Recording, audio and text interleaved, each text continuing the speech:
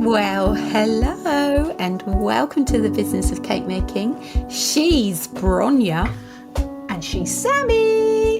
And welcome to episode 165. Well, part 2 of that's a good number. Yeah. We'll just pick a number. Yeah. Episode 165, part 2 of Finance in Your Business. Yeah. Finance. Because it's hard. Finance is hard. Yeah. For creatives like us that just want to make pretty cakes. Yeah. But we're going to make it easy. Well, we're going to make it more fun, if nothing else. Yeah. Yo, bitches, you can do this. Yeah. Yeah. So, how are you? I'm good. I'm good. I've worked really hard today. Just work. It's just been fun. Yeah, I did the washing and drying up. Oh, I emptied all the bins. It's a bin day tomorrow. Fridge. I don't have. I have. Oh, you don't have the bin day in the same way. No, I've got a bin store. Yeah, which is fun. I get we lots of free gifts. What? What, people leave things by the bins? People just dump stuff. So I'm like but they could recycle that and I'll take it to the charity shop. If there's clothes left, I'll take them, wash them and take them to clothes swap. You are good, aren't you? I mean, they're going to miss, if you ever leave, they'll really miss you. Yeah, the stuff they throw away is just brand new. Yeah, I got a new tray for my bed for if I get poorly, which makes a very handy table when you go camping. And I've got a screen for my balcony. You have done well. Yeah. See, Joe we've got a rolls his Facebook page. eyes. We've got a Facebook page here that's a bit similar to that. It's like we're leaving the such and such outside. If anyone wants it, and then you look out and it's literally gone. Yeah. I mean, I good. don't even know why they don't do that. Yeah, so good. I'm a bit of a bin store, like, come on. Some people just open the door and just lob their rubbish in. They don't even put it in the fucking bin. Lazy. It makes me so cross. She is the rubbish police. Got that off your chest, feeling better. Yeah. But you've been busy today. You've had a busy day. And it's your dog's birthday, so it's all good. Yes, my baby is 9 today. Bless Aren't his you, heart. Andy? He's so sweet. Yeah. We miss the days of you sitting in your chair with the dogs on your shoulder. Yeah. Oh, I miss that chair. You sold it? No, I gave it to my sister Katie. Oh, go get it back. She loves it. I sat on it when I went round there the other day. And go get it back. Commiserated. Yeah. No, I've got my 2 massive, huge sofas that I got free off Facebook. Oh, well, there you go. That's all right. That were brand new, and I ripped half a wall off, getting them in my flat. But it's all right. The sofas are fine. Yeah. Oh my God, is falling down. One's purple, one's silver. They're so luxurious. They're Chesterfields, velvet. I mean, what more can you say? And last night I did what all the time we're saying to on this podcast, put you first sometimes. Yeah. I lit candles, I lit incense stick, I put on Lana Del Rey, I read a book, the dogs were curled up on me. It was just perfect. So nice. Oh, and then Monday morning happened. Yeah, and I woke up feeling good today. Good. So, I woke up feeling bright and sprightly. I took the dogs for a nice long walk. I said hello to my mates, the crows. I did a bit of tree. I stand under the tree, and it always kind of tickles my face. It's true. They are listening to you. Have you ever done that thing where you stand near a tree and it comes towards you? Yeah, that's what I do every day. I stand does under it do the it? same tree. Yeah. Ah. Yeah. I haven't tried it. I do like to hug a tree. Yeah. Sometimes when you go for a walk and you get a really big redwood. Oh yeah. I do love a hug. Redwoods. I love redwoods. Yeah. Hug a tree. Yeah. Yeah. People might say that's that nutty woman. You are. I've told you about my scoring people on their hellos. Yeah. And it's fantastic. I've made so many friends. So many people say hello to me. Hello. She is that mad woman. If you ever go to Southampton and see the mad woman with the 2 tiny little dogs, that is Sammy. Yeah. And yeah. she will rate you on your hello, so say it nicely. Yeah. I met a man so Southampton City Council is broke, Right. and the rubbish on the side of roads is atrocious. Yeah. The central reservation of the road down by the park near I live is just disgusting. He was there this morning with his shovel, shoveling it up into a bag. Yeah. We had a nice chat. He was like, There's so up where we live, like there's like a top car park which has got a viewpoint over the city. I think I've taken you up there before. oh yes, yeah. Well, you always get scrotes up there of an evening, Yeah. got nothing better to do in their expensive cars, all a bit entitled. Sorry, I'm sounding like a bit And of they just dump all their rubbish. Yeah, and it's usually the little canisters, the little gas canisters. Oh yeah. Every morning, if you go up there, there's a little old man with his plastic bag and his long picky wrapper things, putting things in back. And I just think they don't appreciate him. They don't. They go up there, they make this mess, and this little old man every day without fail clears up after them. Yeah. I just hope one day one of them become a little old man like that and do that sort of thing. I don't think they will, but hey, Sorry, I'm sounding like a Generation X Oh God, we're both ranter. like it today. Oh my goodness. Anyway, Anyway, so I'm going to back tell to you cake. about the. Yeah. I just think this quote is actually quite You've got a apt. quote of a day, haven't you? Yeah, it's she? I don't know if you could call it a quote. Okay. If ants are such busy workers, how come they find the time to go to all the picnics?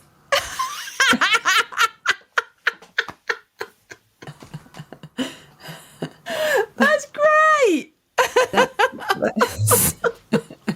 That's Apparently, okay. ants are the only other species that go to war.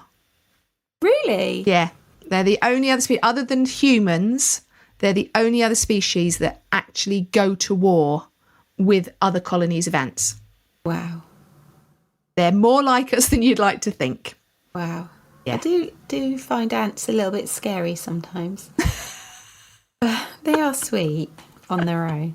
It's when there's a whole trail of them going in the same Yeah. direction, then coming Yeah. back. Yeah. Yeah. Where have they been?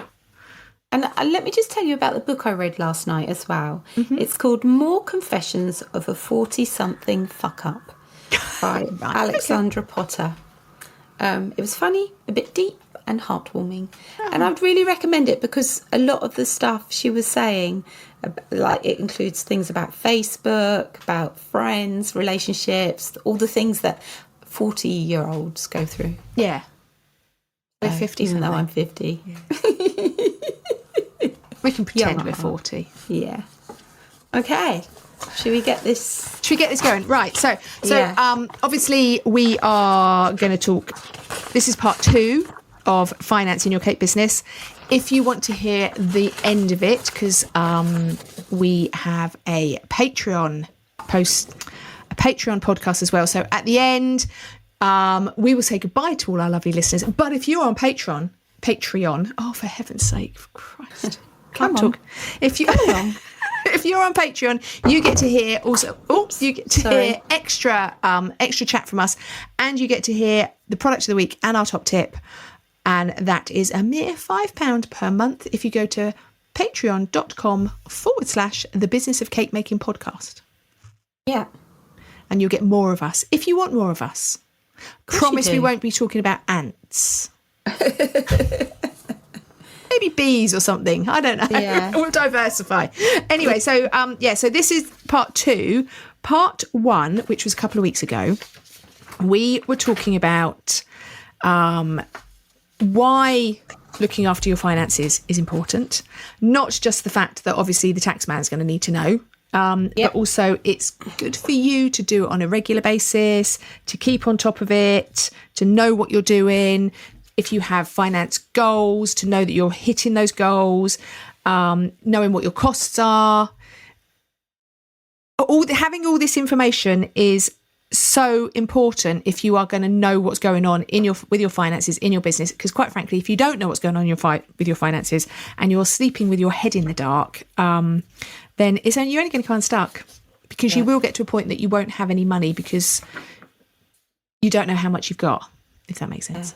You don't know how much you've got coming in, Yeah. which is quite important. It is important. It is. So today we are going to talk about how you should keep your private and your business finances apart together, how you budget for these things, and how to price things.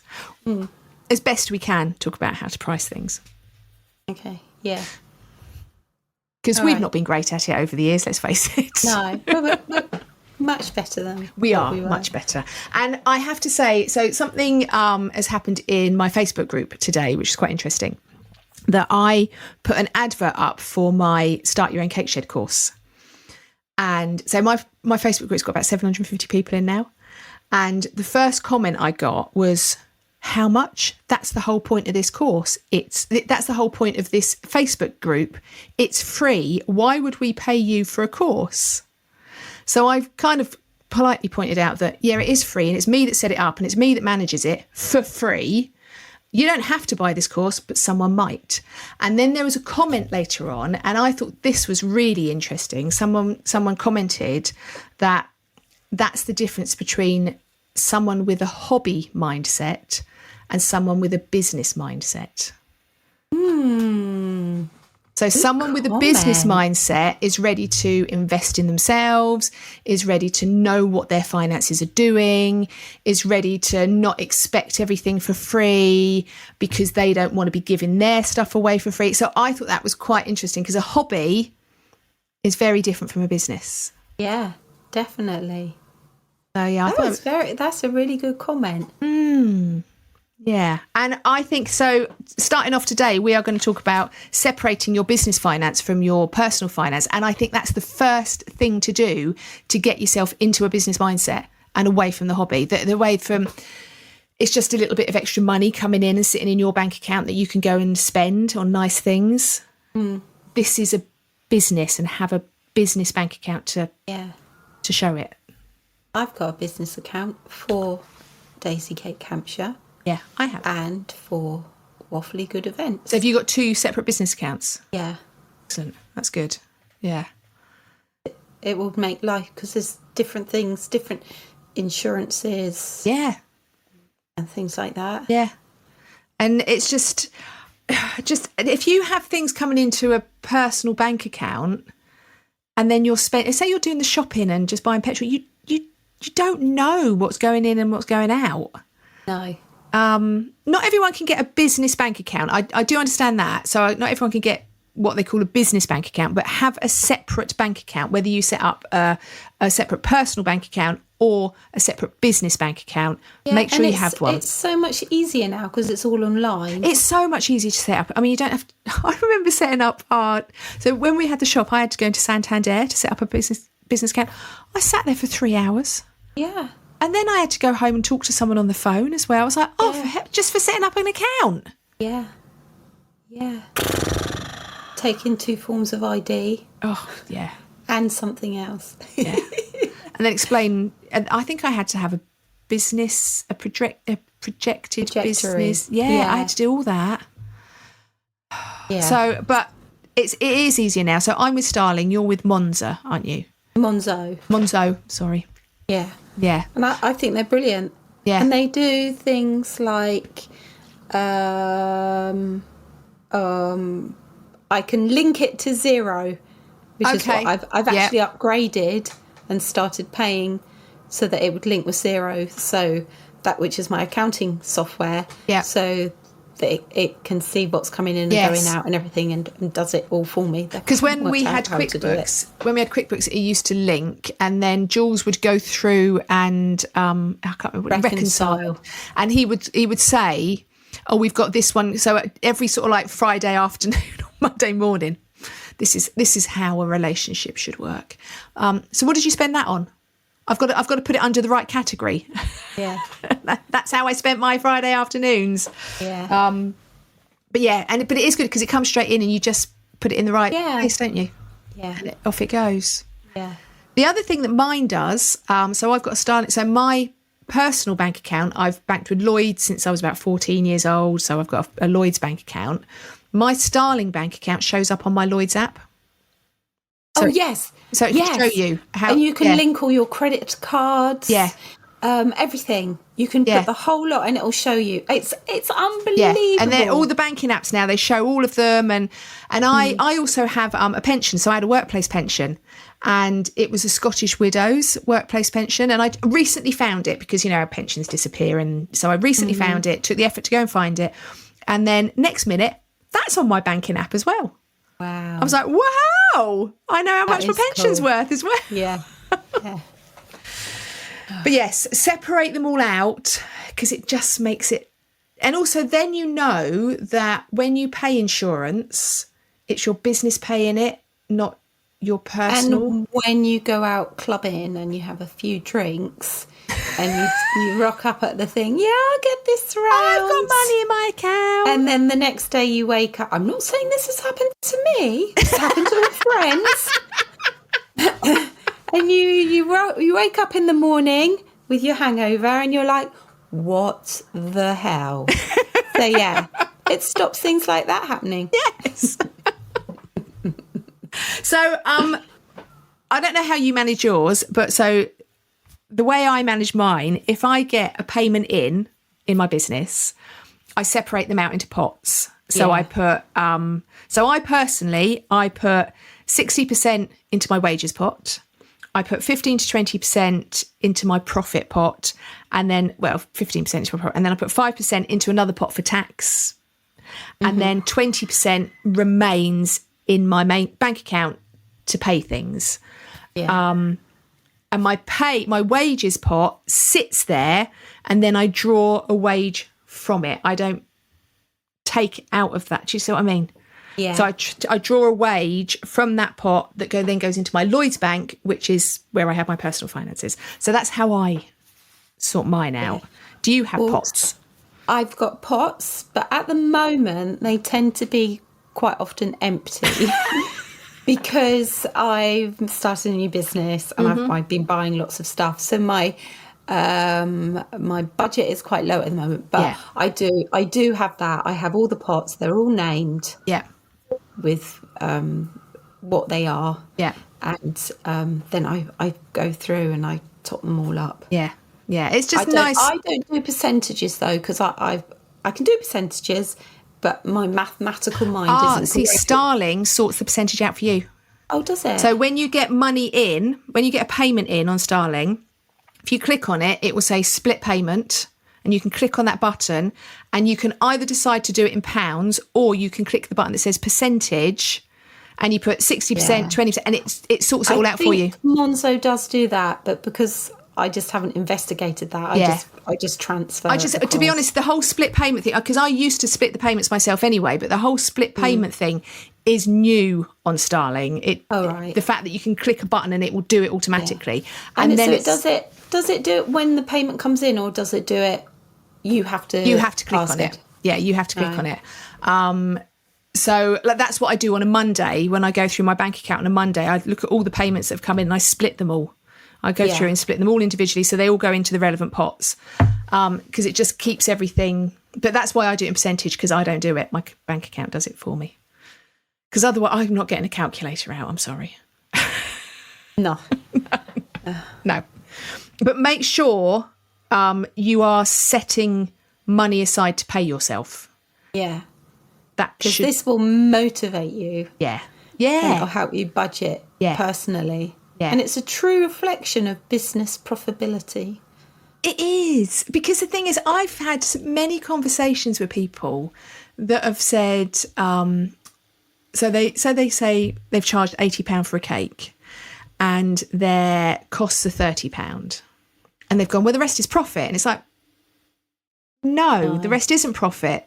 You've got to pay yourself. Well, that's my profit. And I know it's just splitting hairs and it's just words, but it's like, it's not profit.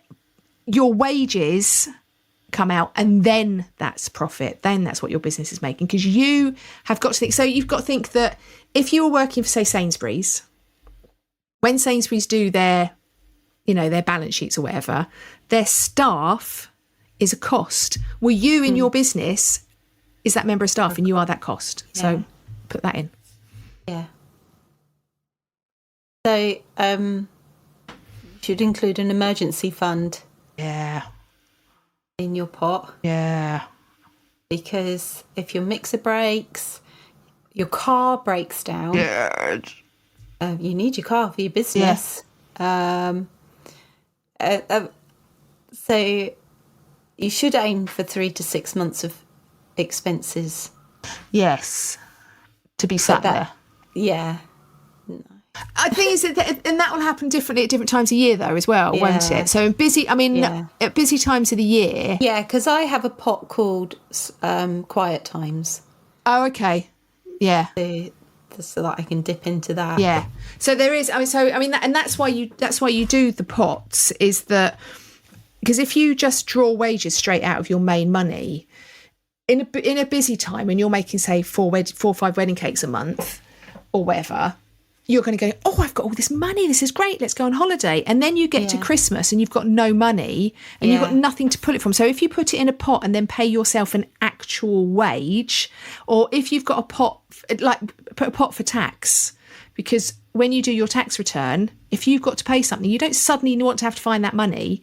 No. And an emergency fund, a quiet time fund, just make sure there is money set aside in your busy periods to get you through the crap times, because you will have crap times.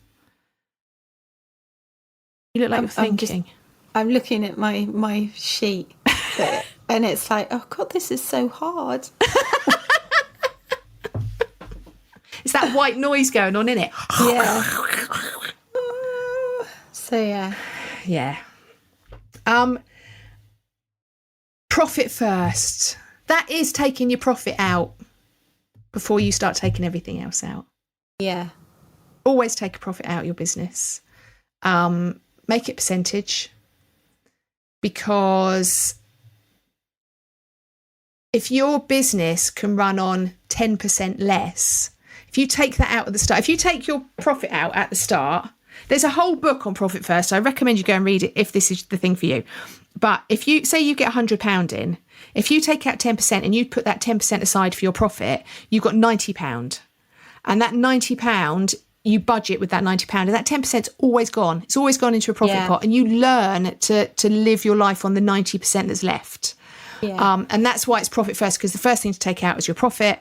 But there is a book called Profit First, and excuse me, something's moving around out there. Hello, dog.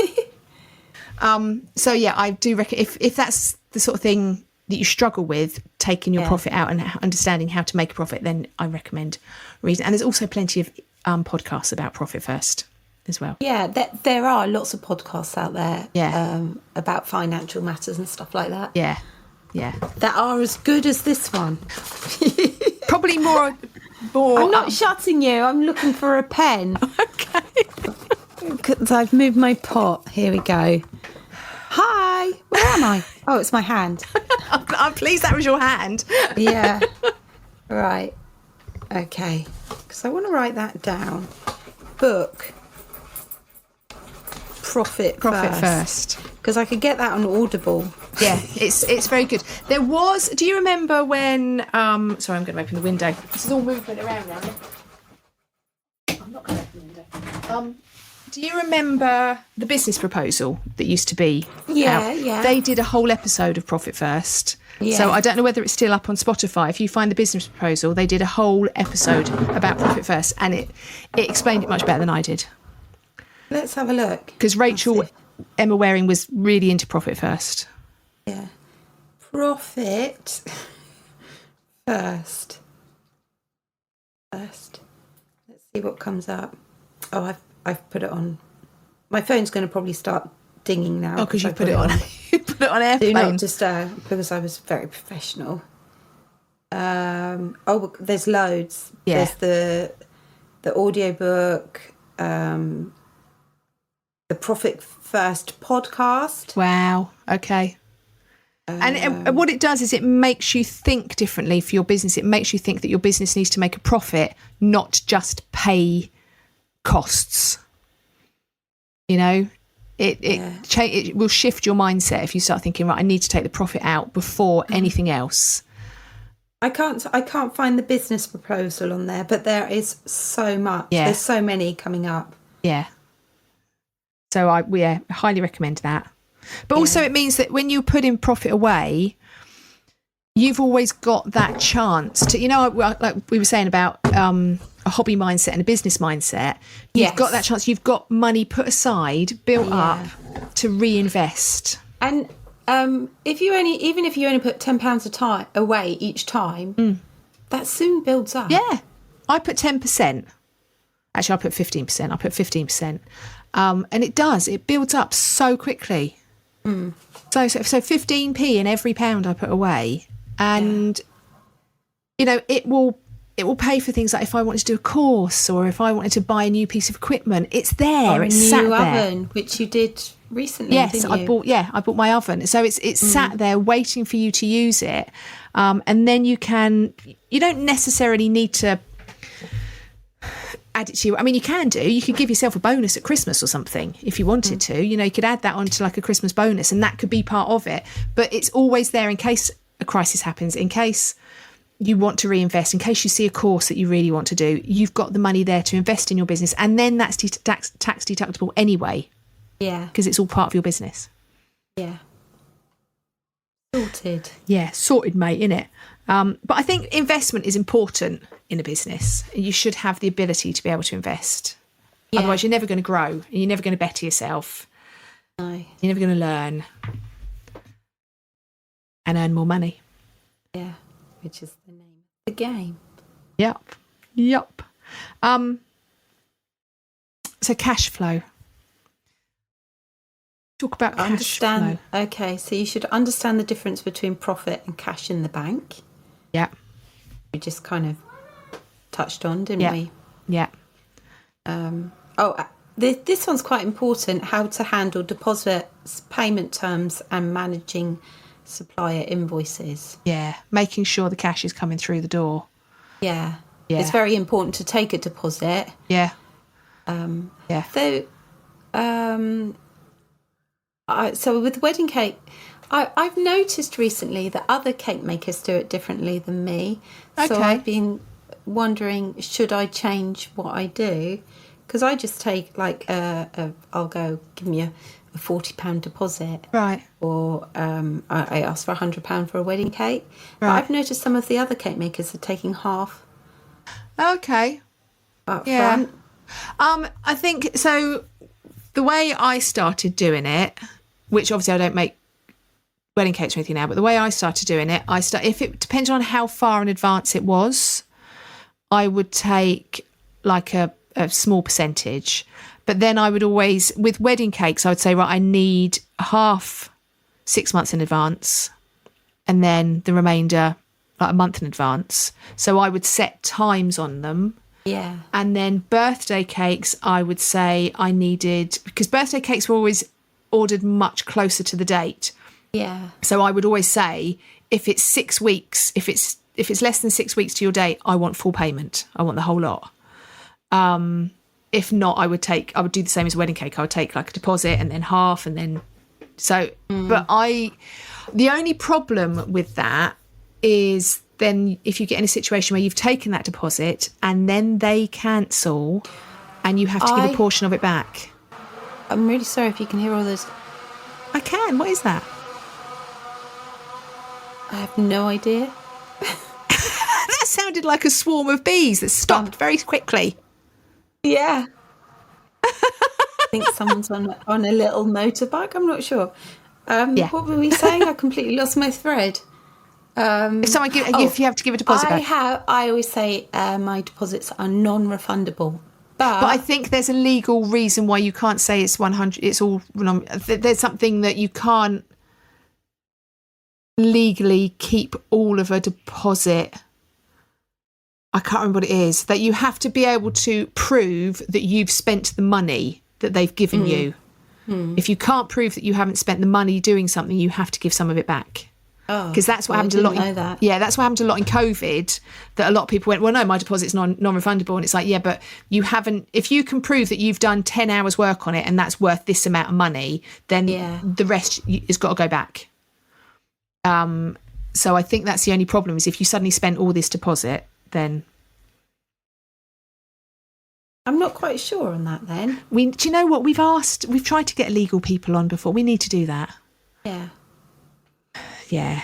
But I mean, for cash flow, because you want money coming in all the time. And if you're getting all your money coming in at a busy season and then you get no money coming in off peak, you need to flatten the cash flow out a little bit. So off peak people will be booking you. So if you can get more money in the booking process, it will even it out a little bit better. Yeah. Yeah. Because cash flow is money going in and money going out. Yeah. Flowing through your business. Whereas if it's flowing through your business like lumpy, then it's quite hard to manage. Yes. I'm yesing a lot here. Yes. But the other thing is also don't buy too much, because that's a lot of money going out in one go. Definitely, 100%. And stuff you don't need in the cupboards. Yeah. You don't need loads of stuff. Yeah. You don't need all of the products. And that's because they're just going to sit there. It's money just sat there. It's money you've spent that's literally just sat there. I mean, I've just had to do a stock take for work, and the stock take for work has shown that we've got £1,000 of stock. Okay, so about 600 quid of that is coffee beans, but even so, so what's happened is we've come to our end of year in August, and that money then has to be set, like taken out of this year and put onto next year. But it's £1,000 worth of money that's been spent, and that's it. It's gone. Yeah. I mean, I know we'll get the money back, but do you know what I mean? It's the flow of it going through the business, especially if it goes out of date and things like that as well. Yeah. Yeah. Just throwing money down the drain, basically. Certainly are. You certainly are. Yeah. So that, going back to previous episodes I've done them all on my own. Where we say me. do plan ahead, write your list. Yeah. If you've got your month ahead, buy what you need for that month. Don't buy what you need for the next 6 months. And don't just go and do an order and go, well, hey, let's buy all of it, and then sit with 4,000 boxes that you're going to take 4 years to use. Yeah. Ice and malt. Do you know what I found? I was when I did my cousin's wedding cake the other day, I used my box of tools for the first time in ages and ages, and in the bottom of it found a little pouch of cocoa butter. Really? For painting. I'm like, how old is that? That must be really old.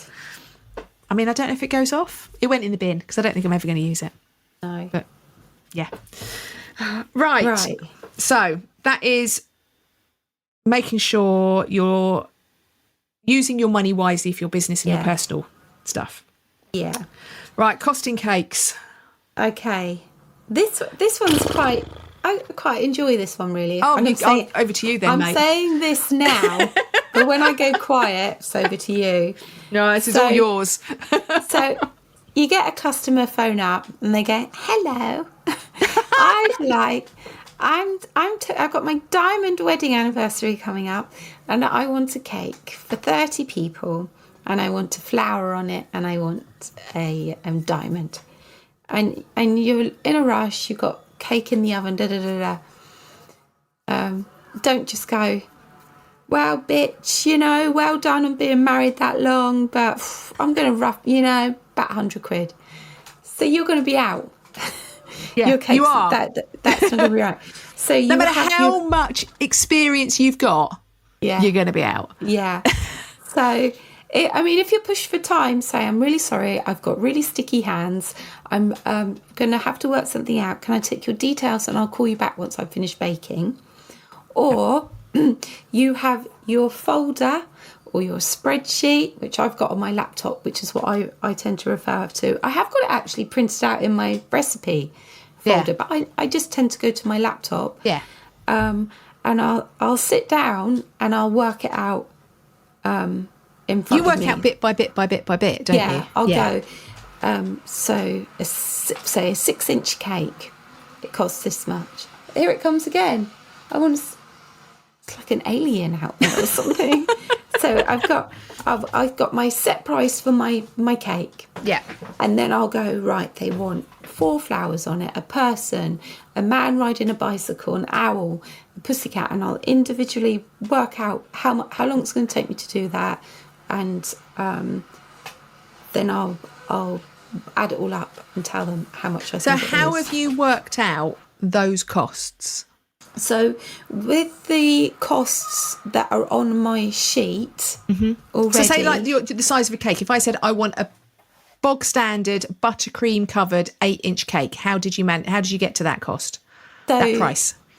Bake Diary, very kindly, you entered all your ingredients.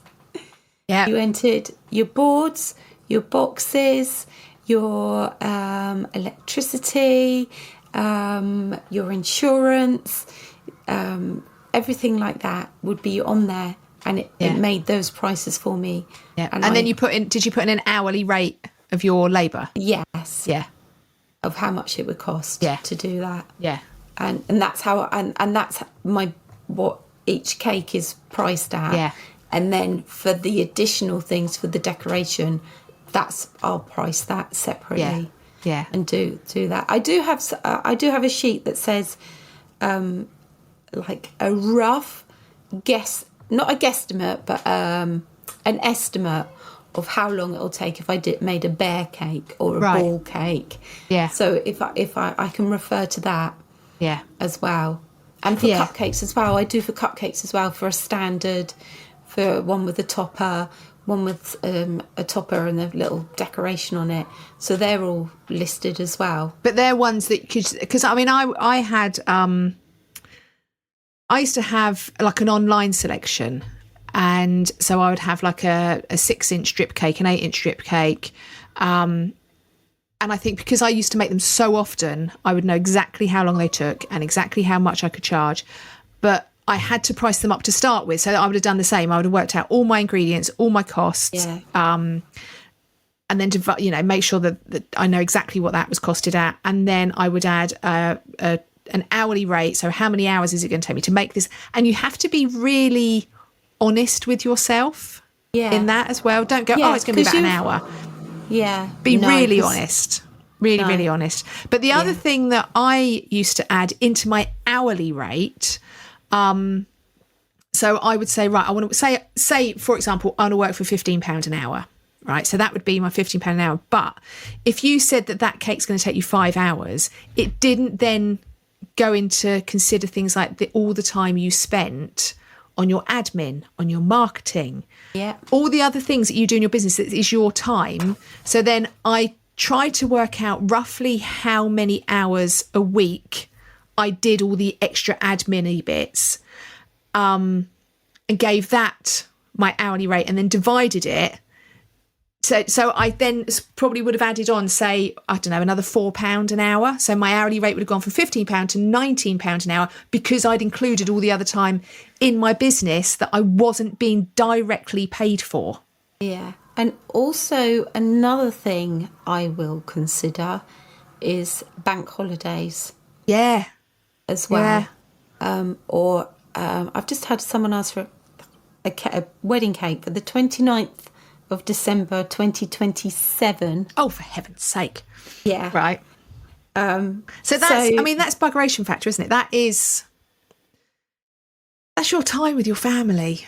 Yeah. Because you're going to have to work on Christmas Day if you're making that cake on the 29th and they want a sugar paste covered cake. Yeah. I mean, I think it's acceptable that we lose our Saturdays because we've gone into this business. And if you're making wedding cakes, you can't really not have work Saturdays. Or last minute cakes. So my customer this weekend phoned me Thursday late afternoon and didn't tell me what they wanted until 9:30 at night. Now I had shut my kitchen then. Yeah. And I thought, I'm not doing it. Yeah. But it caused me mass stress because this was Thursday night. So I had Friday and Saturday to get the cake ready for collection at 8:00 in the morning. Yeah. Yeah. So you have to put in rush jobs, buggeration factor, all that. Yeah. I don't think enough people charge for rush jobs, actually. No. I don't think and enough. I really do think it's something But and she also tried to barter with me. That's great. And I was like, not this time. If you'd phoned 2 weeks ago, you could have had that bartering. Not now. No, not at the last hour. No. So things like that, make sure you're getting paid for the extra stress. I mean, I know a lot of people will say about, wedding cakes, as soon as you put the word wedding on the front, it goes up in price. There's a reason for that. It's because it's stressful. And make sure you charge for your time delivering that cake, setting it up, because that is the most stressful point of any cake delivery. Yeah. Any cake is delivering it, setting it up, making sure it's standing. Charge for every single minute you do, not just for the minutes that you are hands on that cake. Yeah, don't think, I'm gonna rock up, do the flowers. 20 minutes. 20. No, I was on site for an hour and a half at the weekend. It was an easy cake. Yeah, but the flowers were all the way over there. Yeah, because you've got to park. You've then got to go in and find out where the cake is going. You then got to go and get the cake. You then got to go and park your car back to, if it's. Do you know what I mean? It's all this extra stuff that you think. You then have to wire your tape your flowers. Yeah, tape if they're them. fresh flowers. Make sure they're all safe. Yeah. Yeah. It will take longer and it is stress. So factor in all that stuff. Yeah. And you know what? If someone doesn't want to pay your money, they're not your customer. I can't remember who it was that said this. You might get 5 inquiries about a cake. If you give them your correct prices, you're only one of them is going to book. Yeah. And it's also that's why you put your prices out there. Put your prices on your website. Publish your prices. Yeah. Because all the admin of going backwards and forwards with designs, prices, even the admin of emailing someone and going, this is a rough estimate, that's taken 5 minutes that you're not going to get paid for because they're not going to buy that cake. So don't forget, we've talked about this before, to have in your email draft box drafts of the letters saying, this cake is going to cost this much. Yeah. Because then it's there and you've just got to whack a price in. You're whacking. But you've had to work that price out and you've had, do you know what I mean? So it's all time. And if they don't book it, then you haven't been paid for it at all. Yeah. So make sure you put your prices out there. People know what to expect. Because if they think you're too expensive, they won't come to you, which is fine because the people that will come to you have seen your prices and are more likely to book because they know what you're going to charge. Yeah. Quality over cost? No, that's not right. No, it is. What you want is quality of inquiries over quantity of inquiries. You don't want to be replying to 100 inquiries and only getting 2 bookings. Yeah. Because you haven't been realistic with these people. Manage their expectations. Is kind of what you're doing. Yeah. We ummed at the same time. We're twins. Don't forget as well, there's all the little incremental things like tin foil, greaseproof paper, cling film, piping bags. So cleaning products, bin bags. Yeah. Everything that is used within your business, because it's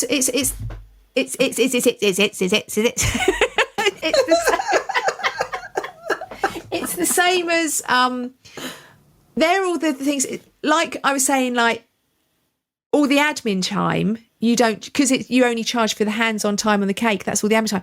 Just because you're charging for the sugar and the flour and the boards and the boxes, your business uses so much more, so many more bits and pieces. And I was actually having a look earlier because I used to use Bake Diary. That was my baby. And now Bake Genie I had a look earlier. Bake Genie still hasn't launched. Oh, wow. I know it's going to be amazing. Yeah. But I can see there's people going, is there a launch date?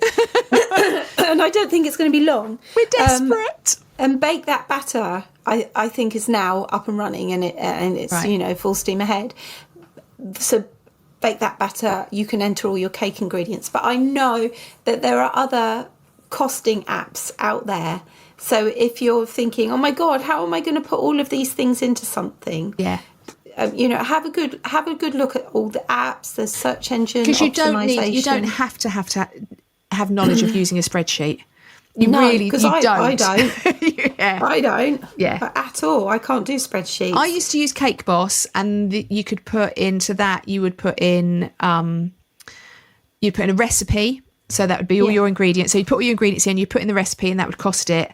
And you could say to the recipe, I'm going to use three times the recipe I put in, and it would work it out. Yeah. And then you could put extras on, so your board, your boxes, bits and pieces. So you could put all that on, and then it would say how many hours. So you'd put in an hourly rate, and it would calculate the whole lot. And then, to be honest, I would round it up every time, because if it came out at £62.38, it would be £65 or 70 quid. Always round up. Yeah. Yeah. And don't... Sorry, I got a frog. The other thing that I never, ever do or never did is I never broke that costing down to my customers. That was a cost. That was the price. You're paying for that. Because as soon as you started going, well, that's going to be £20 for delivery and you've got £30 for setup. And it's like, well, we'll just do it ourselves. I do actually specify with delivery. Oh, do you? So I just used to say that included setup and delivery. I used to do that, but I feel happier breaking down the setup and delivery, because I have a map with okay. Oh yeah, circles on it. Yeah. So I'll go, you're in this zone. Yeah. This is how much it's going to cost. Yeah. Because then that allows for petrol going up and down and shizzle like that. Yeah. And or I'll go on my invoice, especially if it's a difficult cake and I'm like, they're going to drive with this in their car. I go, I do offer delivery, and it starts from like £15 from my postcode, depending on the location. Do you include a breakdown if it's a wedding cake? Because I would never expect someone to come and collect a wedding cake from me, ever. If they did, I'd cry. I go an additional charge for setup and delivery on the day of your wedding. I used to lump it all in. Yeah, no, I go an additional charge. Right, but I mean, because if they haven't told me where their venue is, I'll go. It starts from like £55 from my postcode. But to be honest, I don't think I would be doing a quote if I didn't know where the venue was. I don't think I'd be finishing. I like to get all the deeds. I just get all the whack out. They'll go, hi, I want a cake. Oh, it's a wedding for 70 people, and they've given me nothing. Yeah, I've got a template. Yeah, so that's, I mean, I wouldn't be quoting with minimum. But in terms of like breaking, so I wouldn't say, a 2-tier will cost this, but then if you want to personalize, I wouldn't break down every single thing, because then you're going to start haggling, and then it's going to get complicated, and then if you don't do something that they think that they've paid for, and that you've had if someone's head's fallen off and you don't include it, or if some rose is broken and you don't include it, then you're just going to get yourself in trouble. So the price is the price. I've just seen their list. It just goes on and on.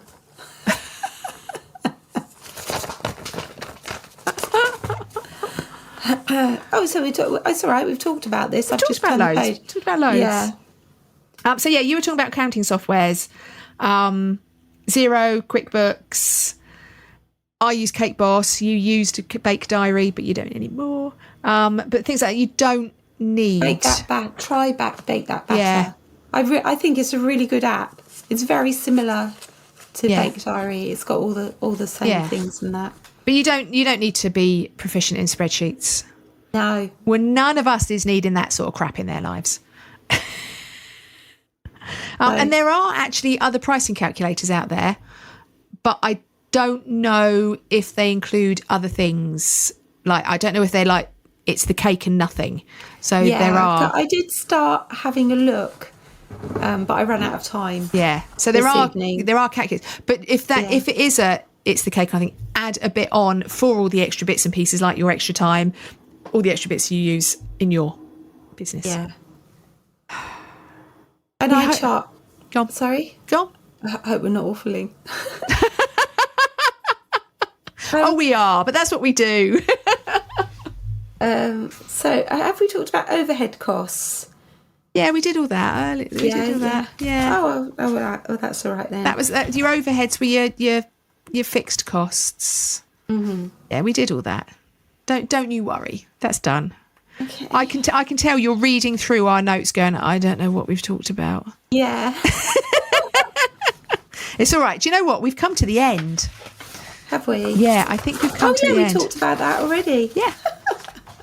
We've come to the end. It's all okay. Oh, actually, I'm going to read this bit. Okay. I think this kind of sums it all up. Don't undervalue yourself. What is your hourly rate as a skilled professional? Break down the time for each stage. That was my phone fell on the floor. Oh, we kind of did this as well.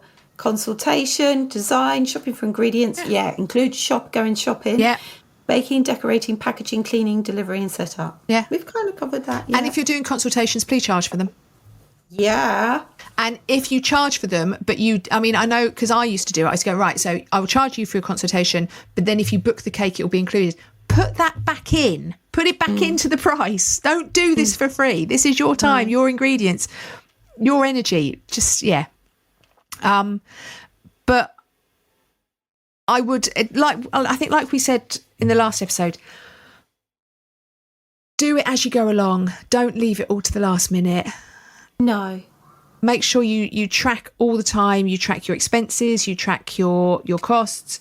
If you are struggling to give accurate times for what you're doing, actually time yourself doing things. Yeah. Actually time yourself. Yeah, that is a really good tip. I go, right, set an alarm. I'll ask my Google. Yeah. I'm not going to do it now because it'll do it. Yeah. I'll say, set an alarm for 20 minutes because I know I can do it in 20 minutes and I'll do it in 20 minutes. Yeah. But if you are struggling with knowing how long time everything's going to take, I have an order form when I write out my order. Yeah. And I break down. You do. You like almost time block it all, don't you? Yeah. Cover board and ribbon. Make, and I'll list every single thing I've got to make. Bake cake, crumb coat, final coat, cover. Because that's almost like a really good to-do list as well, like a tick list to-do list that you're doing. So on at the beginning of the week when I'm checking what I've got for the week, I can then read my sheet. Yeah. I've already done the design. I've done everything. I'm just refreshing myself. Yeah. And I know exactly what I've got to do. So if you took that order a year ago, and you're like, oh yeah, it's an order for a cauliflower, blah blah blah, and then you're like, on the Friday you're putting it together and you go, shit, I forgot the shed. Yeah. So that's why I like doing it like that. But I think we know how, because we've been doing this many, many years. So I know how long it will take me to cover a cake. Yeah. And I, like you, I'm like, right, this is going to be done in an hour. If it's done, and you set yourself that time, because if you give yourself 2 hours, it'll take 2 hours. Yeah. If you give yourself an hour, it'll take an hour. If you struggle, if you're not at that point yet, set a timer going, work flat out. Don't fanny about, work flat out. And when you're done, turn that timer off, and then you know how long it's taken. Yeah. And then, just get that data in your head. Make sure you have that, because the better you are equipped with all that kind of, data in your head, the better you will charge. I can time block in my head now. I'll go, right, like this weekend I had 2 3-tier cakes. They were quite small, 4, 6, 8, both the same size. And I would go, okay, time to crumb coat, an hour, because it would take me 20 minutes to do each one. Yeah.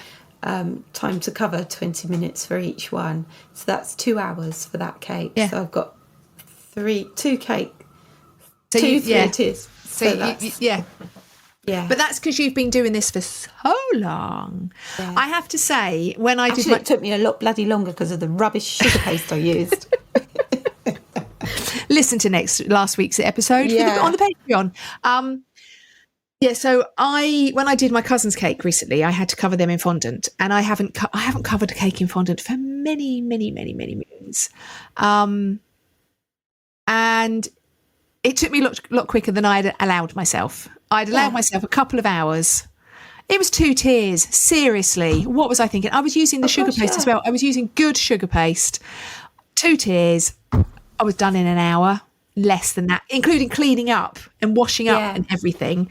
And I was like, oh, I'm quite good at this, aren't I? Yeah. But when I know everything's going well, I like to challenge myself and go, do it in 12 minutes. But that's good because it means that you're going to have more of your own time at the end of it. But and once it's more fun as well. Once you've done it in 12 minutes, you know you can do it in 12 minutes. Yeah. Yeah. Right. I think that's it. I think that's it. But yeah, please get into good financial habits. I've got one last pointer. Go on. Set a review, write it in your calendar to come back and check all your prices. Even if you do it just once a year, though you may be losing out on money if you do it that way. But, I'd recommend 3 to 6 months. Yeah, I would say 3 to 6 definitely. Yeah. Check your costs every quarter, every 3 months. Yeah. Check your prices minimum every 6 months. Yeah. And if you put your prices up, don't shout about it. No, just do it. Do it. Don't start saying to everyone, sorry, I've had to put my prices up. Yeah, why are you apologising? Just get on and do it because Asda doesn't apologise. Oh, actually, they do occasionally send out, we're really sorry. Yeah, but not a lot. Do you know what I mean? No, you can go down Lidl. So the price of chocolate has gone up how many times in the last 2 years? How many they times were haven't you apologised at the notified? checkout. Exactly. How many times were you notified in advance? I'm sorry, the price of chocolate's going up. Yeah. Just so don't tell anyone. Just do it. I managed to get butter off of Sainsbury's today. I don't know why. I think it was a Nectar deal. I got it for £1.68. A block of butter. Can you remember when that was 75p a block? Oh, yes. Back in £1.99. Back in the dream times. Reflecting Aldi and Lidl prices. Yeah, but actually, something that I saw the other day was saying something like, we're price matching Aldi and Lidl. The the prices in Aldi and Lidl have gone really high. Yeah. Because someone said this, and they said, if you look, I think it was like some chicken, and the chicken had gone from £3 to £4 to £7, and it's like it's not the deal you think it is. No. Right. Thank you for listening. Yeah, thank you. Thank you, everybody out there. We will try and come up with a less traumatic subject for our next episode. Oh, Andy's up and shaking. Yeah. He's like... But yeah, we will try and come up with a less traumatic subject for our next episode. Yeah. One that we find less traumatic. I don't know whether you did, but... Yeah, but towards the end of that, my mind just kept going, I don't know what we talked about. I can't do it anymore. Whereas, bring us back to crumb coat and a cake and we're all okay. Yeah. So thank you. Thank you for listening. You're all amazing. And every day I do something, and it's because of the Business of Cake Making podcast. And we wouldn't be able to do it without you guys. No, because we've learnt so much. Yeah. We hope you've learnt with us. Yeah. Right, we love you loads. And Okay. Bubbles. Ha, that got you. Bye.